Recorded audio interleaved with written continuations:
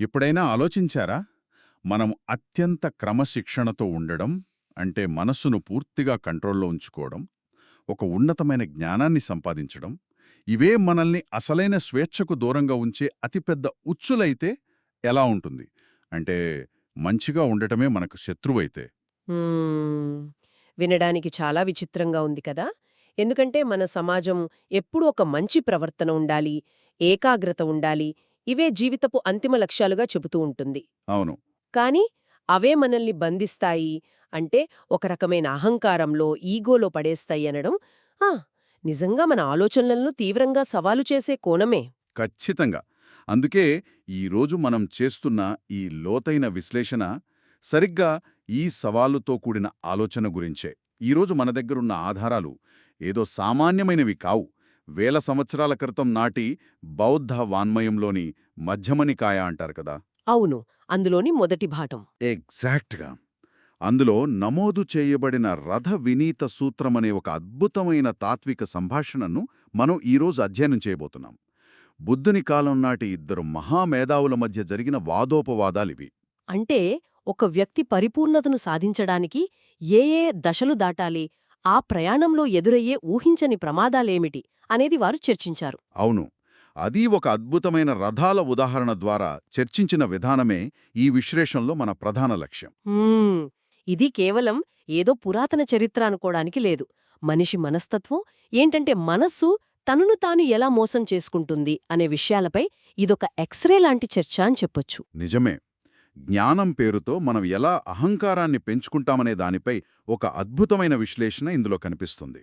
అయితే ముందుగా ఈ కథానేపథ్యానికి వెళదాం. మగధ దేశ రాజధానైన రాజగృహంలో రాజు బింబిసారుడు దానం చేసిన వేణువనం అనే ప్రాంతంలో బుద్ధుడున్నాడు. ఆ ప్రశాంతమైన వాతావరణంలో. అవును. అక్కడ ఉడతలకు ఆహారం వేసే ఒక ప్రశాంతమైన చోట కూర్చుని భిక్షువులందర్నీ పిలిచి ఒక ప్రశ్న వేశాడు. ఒక ఆదర్శవంతమైన భిక్షువంటే ఎవరు? అతని లక్షణాలు ఎలా ఉండాలి? అని అడిగాడు. అంటే ఒక రకమైన టెస్ట్ లాగా అన్నమాట. అంతేకదా.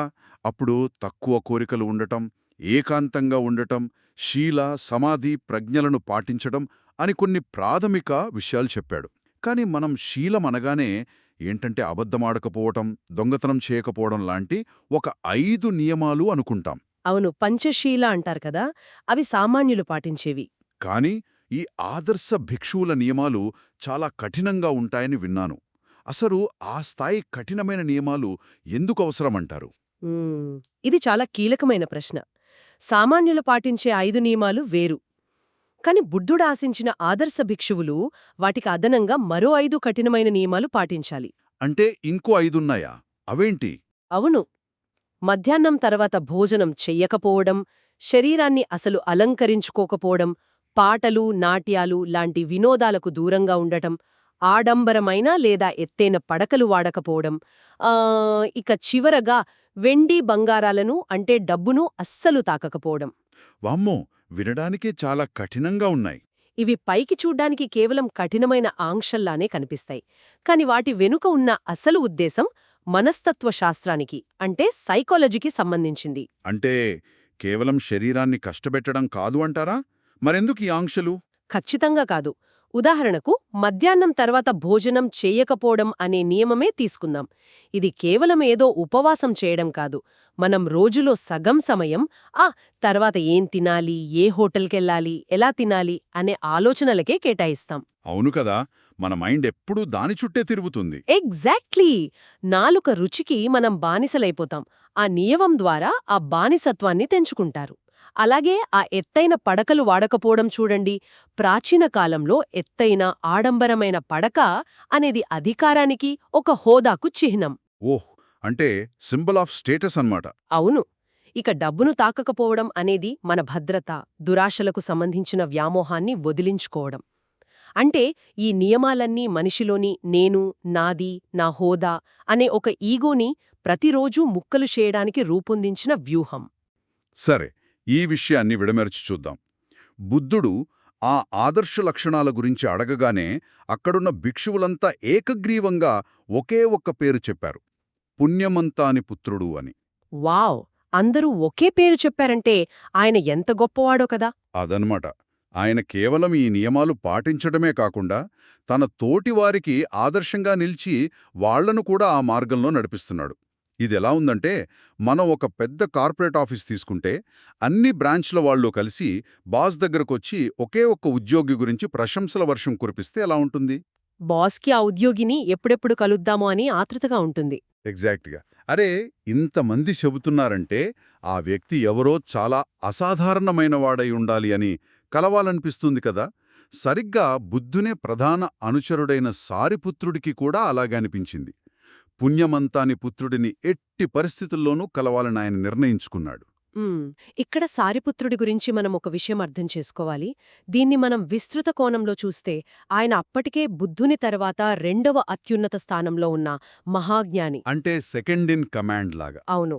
అయినా సరే మరొక వ్యక్తి గురించి ఇంత గొప్పగా వినగాని తన హోదాను పక్కన పెట్టి ఆయన్ని వెతుక్కుంటూ వెళ్లడానికి సిద్ధపడ్డాడు. జ్ఞానం పట్ల అన్వేషణ అనేది ఎంత స్వచ్ఛంగా ఉండాలో ఇది సూచిస్తోంది కదా. నిజమే. కేవలం మనకు సిద్ధాంతాలు తెలిస్తే సరిపోదు.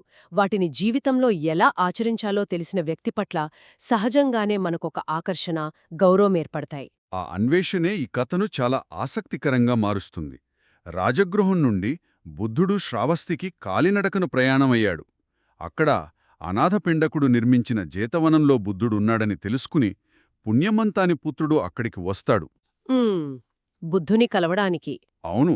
బుద్ధుని కలిసి ఉపదేశం పొంది పగటిపూట అప్రశాంతంగా గడపడానికి అంధవనం అనే ఒక దట్టమైన అడవికి వెళ్తాడు. కాని ఎప్పట్నుండో ఆయన కోసం ఎదురుచూస్తున్న సారిపుత్రుడు ఊరుకుంటాడా? వెంబడించుంటాడు కదా. ఖచ్చితంగా. ఒక డిటెక్టివ్ లాగా ఆయన వెళ్లిన దారిలోనే వెంబడించి అంధవనానికి చేరుకుంటాడు. ఇక్కడే అసలైన ఘట్టం మొదలవుతుంది. ఆ ఇద్దరి మధ్య జరిగిన ప్రశ్నల పరంపర మామూలుగా ఉండదు. అవును. అదొక మేధోపరమైన విచారణలాగా సాగుతుంది. ఇద్దరు అసాధారణ వ్యక్తులు మొదటిసారి కలుసుకున్నప్పుడు వారు వాతావరణం గురించో లేక రాజకీయం గురించో మాట్లాడుకోరు కదా.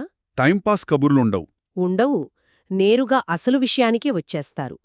సారిపుత్రుడు ఏమాత్రం సమయం వృధా చెయ్యకుండా చాలా సూటిగా ప్రశ్నలు వేయడం ప్రారంభిస్తాడు. అయ్యా, మీరు బుద్ధుని మార్గంలో ఇంత కఠినమైన బ్రహ్మచర్యాన్ని పాటిస్తున్నారు కదా, అసలిది దేనికోసం అని అడుగుతాడు. శీల విశుద్ధి కోసమా అని అడుగుతాడు. అంటే పర్ఫెక్ట్గా మంచి ప్రవర్తన కలిగి ఉండడం కోసమా అని. దానికి పుణ్యమంతాని పుత్రుడు ఎలాంటి తడబాటు లేకుండా కాదు అని బదిలిస్తాడు. పోనీ చిత్త విశుద్ధి కోసమా, అంటే మనసు ఏకాగ్రత కోసమా అంటే దానికి కూడా కాదంటాడు. ఇలా వరుసగా ఒక 7 దశల గురించి అడుగుతాడు గదా. ఆ 7 విశుద్ధులేమిటో కొంచెం వివరిస్తారా? వాటి ప్రాముఖ్యతేమిటి? బౌద్ధ సాధనలో ఒక వ్యక్తి జ్ఞానోదయం పొందడానికి దాటవలసిన 7 అత్యంత ముఖ్యమైన మైలురాళ్ళు ఇవి.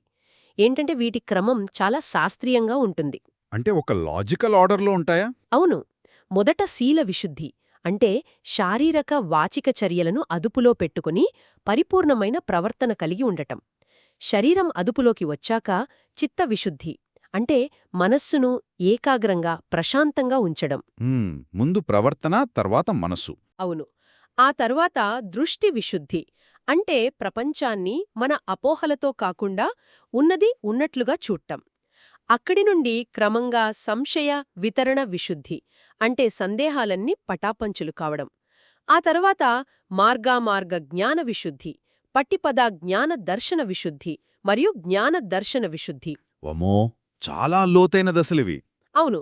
ఇలా 7 దశలుంటాయి. ఇవి ఒకదాని తర్వాత ఒకటి సహజంగా వచ్చే పరిణామాలు.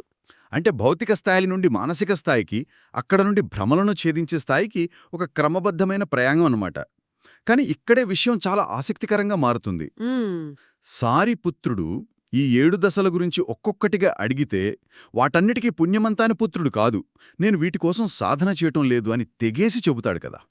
అసలు వీటన్నిటి కోసం కాకపోతే మరెందుకు ఈ జీవితం అని అడిగినప్పుడు అనుపాద పరినిర్వాణం కోసం అంటాడు. అవును, అదే అంతిమ లక్ష్యం అంటాడు. ఈ సిమెంటు నా లక్ష్యం కాదు, అసలివి ఇల్లే కాదు అని చెప్పినట్లుగా ఉంది. ఇటుకలు లేకుండా ఇల్లెలా సాధ్యం? ఇది ఒక ముఖ్యమైన ప్రశ్నను లేవనెత్తుతుంది. ఎవరికైనా ఇలాగే అనిపిస్తుంది. ఇక్కడే పుణ్యమంతాని పుత్రుడు ఒక అద్భుతమైన మానసిక విశ్లేషణ చేశాడు. ఒకవేళ బుద్ధుడు కేవలం శీల విశుద్ధే అంటే మంచి ప్రవర్తనే అంతిమ లక్ష్యమని చెప్పి ఉంటే ఏం జరిగేదో ఊహించండి. అందరూ మంచిగా ఉండటానికి ట్రై చేసేవారేమో. ట్రై చేసేవారు, కాని ఆ నియమాలను పాటిస్తూ మనకు తెలియకుండానే ఒక రకమైన ఆధ్యాత్మిక అహంకారాన్ని పెంచుకునేవాళ్లం. దాన్ని స్పిరిచువల్ మెటీరియలిజం అంటారు. అంటే ఆహా చూసారా నేనెంత మంచివాడినో, నేను రోజుకొక్కసారే తింటాను, నేను నేలమీద పడుకుంటాను, మీరు నా అంత గొప్పవాళ్లు కాదు అని ఒక ఫీలింగ్ వచ్చేస్తుంది. ఓ అంటే మనం ఒక ఈగో ట్రిప్లోకి వెళ్ళిపోతామన్నమాట. ఎగ్జాక్ట్గా. అంటే అక్కడ బంధనాల నుండి మనకు విముక్తి లభించలేదు, కేవలం బంధం ఆకారం మారింది.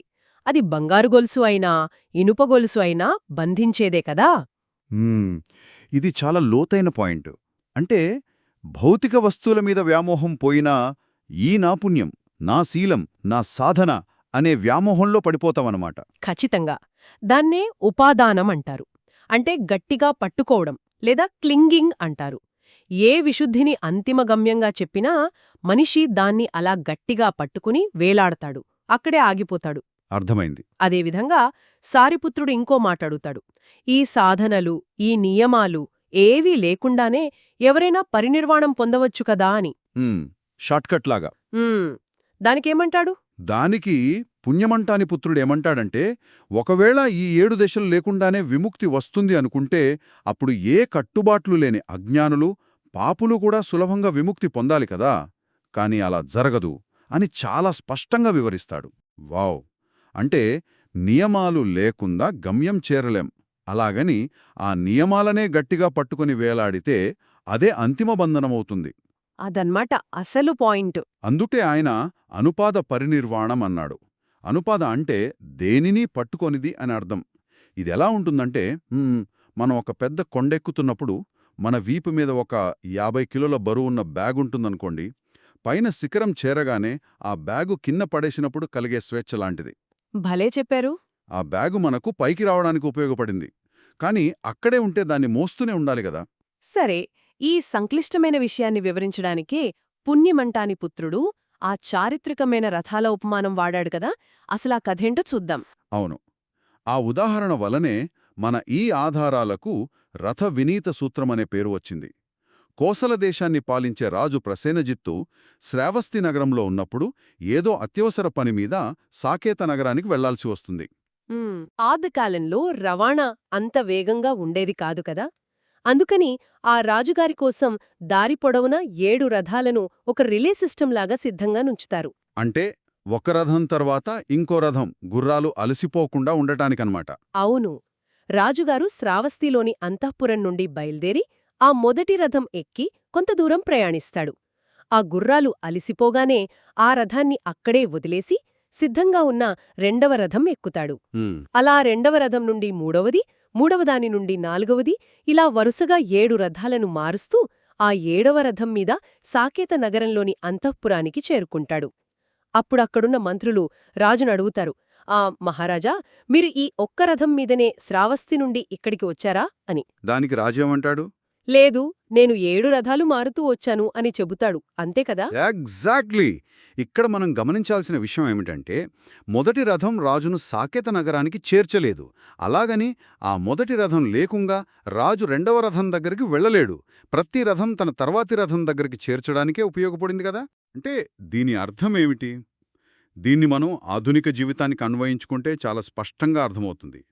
మనం ఇల్లు దాటి ఒక అంతర్జాతీయ ప్రయాణం చేయాలనుకోండి. ఇంటి నుండి ఒక ఆటో తీసుకుని మెట్రో స్టేషన్కి వెళ్తాం. అక్కడ మెట్రో రాగానే ఆటోను వదిలేసి మెట్రో ఎక్కుతాం. మెట్రో మనల్ని ఎయిర్పోర్ట్కి చేరుస్తుంది. అక్కడ మెట్రోను వదిలేసి విమానం ఎక్కుతాం. ఇక్కడ మనం ఆలోచించాల్సిన విషయం ఏంటంటే, నేను డబ్బులిచ్చి ఆటో ఎక్కాను కదా, ఈ ఆటోలోనే నేను అమెరికా వెళ్తాను అని ఎవరైనా కూర్చుంటే ఎంత హాస్యాస్పదంగా ఉంటుందో, మొదటి రథమే గమ్యం అనుకోవడం కూడా అంతే హాస్యాస్పదం. అవును, చాలా కరెక్ట్గా చెప్పారు. గమ్యానికి చేరడానికి ఆటో, మెట్రో, విమానం అన్నీ అవసరమే. కాని ఏ ఒక్క వాహనమూ మన అంతిమ గమ్యం కాదు కదా. ఒక వాహనం వదిలేస్తేనే తర్వాతి వాహనం ఎక్కగలం. ఇక్కడ వాహనాన్ని వదిలేయడమే అసలైన మెకానిజం. అత్యద్భుతమైన పోలిక ఇది. పుణ్యమంతాని పుత్రుడు ఆ 7 విశుద్ధులను ఈ 7 రథాలతో పోల్చాడు. శీల విశుద్ధి అంటే ప్రవర్తన అనేది మొదటి రథంలాంటిది. అది మిమ్మల్ని అంతిమ గమ్యానికి నేరుగా చేర్చదు. కాని అది ఆ రెండవ రథమైన చిత్తవిశుద్ధి దగ్గరకు మిమ్మల్ని చేరుస్తుంది. అంటే ఏకాగ్రత దగ్గరకు. అవును. ఆ చిత్తవిశుద్ధి సాధించాక మనిషి తన శీలాన్ని ఒక అహంకారంగా పట్టుకొని అక్కడే కూర్చోకూడదు. ఆ మొదటి రథం దిగి రెండవది ఎక్కినట్లు శీలాన్ని వదిలి అంటే దానిపై వ్యామోహాన్ని వదిలిపెట్టి ఏకాగ్రత వైపు అడుగువెయ్యాలి. వావ్! అలా ఆ చిత్తవిశుద్ధి దృష్టి విశుద్ధికి చేరుస్తుంది. ఇలా 7 దశలను ఒక టూల్లాగా వాడుకుంటూ దేనికి అతుక్కోకుండా ప్రయాణించి ఆ అనుపాద పరినిర్వాణం అనే అంతిమ గమ్యాన్ని చేరుకోవాలి అని వివరించాడు. ఎంత అద్భుతమైన విశ్లేషణండి ఇది! నిజంగా మతిపోయే వివరణ ఇది. ఏ దశలో ఉన్నామో ఆ దశను వదిలేస్తే కాని ఎదుగుదల ఉండదు అనే ఆలోచన చాలా శక్తివంతమైనది. ఇదంతా విన్న తర్వాత సారిపుత్రుడి పరిస్థితి ఎలా ఉండి ఉంటుందో ఊహించండొకసారి. మైండ్ బ్లాంక్ అయిపోయి ఉంటుందాయనకి. అంతేకదా! అంత కఠినమైన ప్రశ్నలకు ఇంత స్పష్టంగా మనసుకు హత్తుకునే ఉదాహరణతో సమాధానం చెప్పిన వ్యక్తి అసలు సామాన్యుడు కాదనే ఆయనకర్థమైంది. వెంటనే ఆయన, అయ్యా, మీ మాటలు అమృతంలా ఉన్నాయి, ఇంతకీ మీ పేరేంటి? తోటి భిక్షువులు మిమ్మల్నేమని పిలుస్తారు అని అడుగుతాడు. దానికాయన ఎలాంటి గర్వం లేకుండా చాలా సింపుల్గా, నా పేరు పుణ్యుడండి, నన్ను మంతాని పుత్రుడు అని పిలుస్తారు అని సమాధానమిస్తాడు. ఎప్పట్నుంచో తాను కలవాలనుకున్న ఆ ఆదర్శ భిక్షువు ఈయనే అని సారిపుత్రుడికి అప్పుడు అర్థమవుతుంది. ఇద్దరికీ ఒకరికొకరు పరిచయం లేకపోవడం వల్లే ఇంత ఓపెన్ చర్చ జరిగింది. అవునో, ఆ తర్వాత జరిగిన పరిణామం మరింత ఆసక్తికరంగా ఉంటుంది. పుణ్య మంతాని పుత్రుడు తన పేరు చెప్పగానే మరి తమరి పేరేమిటి అని సారిపుత్రుడినడుగుతాడు. అప్పుడు సారిపుత్రుడు తన పేరు చెప్పగానే పుణ్యమంతాని పుత్రుడు తీవ్ర ఆశ్చర్యానికి గురవుతాడు గదా. ఎందుకంటే తన ఎదురుగా కూర్చుని ఇన్ని గంభీరమైన ప్రశ్నలడిగి తనతో వాదన చేసింది సాక్షాత్తు ఆ బుద్ధుని ప్రధాన గురువులాంటి సారిపుత్రుడని తెలుసుకుని. అవును, షాక్ అవుతాడు. వెంటనే ఆయన, అయ్యో, సాక్షాత్తు గురువులాంటి మీతోనా నేను ఇందాకటి నుండి ఏవేవో చెబుతూ వాదిస్తూ ఉన్నాను. మీరెవరో ముందే తెలిసి ఉంటే బహుశా నేను ఇంత స్వేచ్ఛగా ధైర్యంగా మాట్లాడేవాడనే కాదేమో అని ఎంతో వినయంగా అంటాడు. ఇక్కడ అత్యంత ఆశ్చర్యకరమైన విషయమేమిటంటే ఆ మాటల్లో ఉన్న స్వచ్ఛతను మనం గమనించాలి. సారిపుత్రుడు కూడా ఏమంటాడంటే, ఆశ్చర్యం, సాక్షాత్తు బుద్ధుని బోధనలను పూర్తిగా ఆకళింపు చేసుకున్న గొప్ప శిష్యునిలా మీరు నా ప్రశ్నలన్నింటికీ అద్భుతంగా సమాధానాలు చెప్పారు. ఈరోజు మిమ్మల్ని కలవడం, మీతో ఈ విషయాలు చర్చించడం నా అదృష్టం అని ప్రశంసిస్తాడు. చాలా గొప్ప విషయమిది. ఏంటంటే ఈ సంఘటన నాకు ప్రస్తుత కాలపు ఇంటర్నెట్ డిబేట్లను, అంటే మనం రోజూ చూసే చర్చలను భలే గుర్తు చేస్తోంది. అదెలా? ఈ రోజుల్లో మనం చేసే చర్చలెలా ఉంటాయండి? అవతలి వ్యక్తిని మాటలతో ఎలా ఓడించాలి, నా వాదనే ఎలా నెగ్గించుకోవాలి అనే ఒక అహంకారంతోనే ఉంటాయి కదా. అవును, ఎదుటివాడిని తక్కువ చేయడమే మెయిన్ ఎజెండా అన్నట్టుంటాయి. కాని ఇక్కడ చూడండి, సారిపుత్రుడు సాక్షాత్తు బుద్ధుని ప్రధాన శిష్యుడు, గొప్ప విద్యావంతుడు. కాని నేను గొప్ప, నువ్వు తక్కువ అనే భావన ఆయనలో ఎక్కడా లేదు.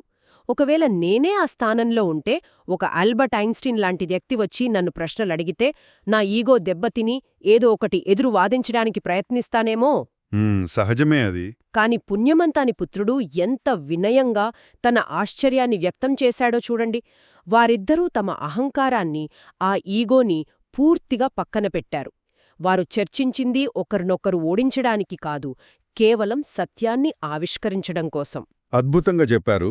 ఇలాంటి అత్యుత్తమ స్థాయికి చేరిన జ్ఞానులను బౌద్ధంలో మహానాగులు అంటారని మన ఆధారాలు చెప్తున్నాయి.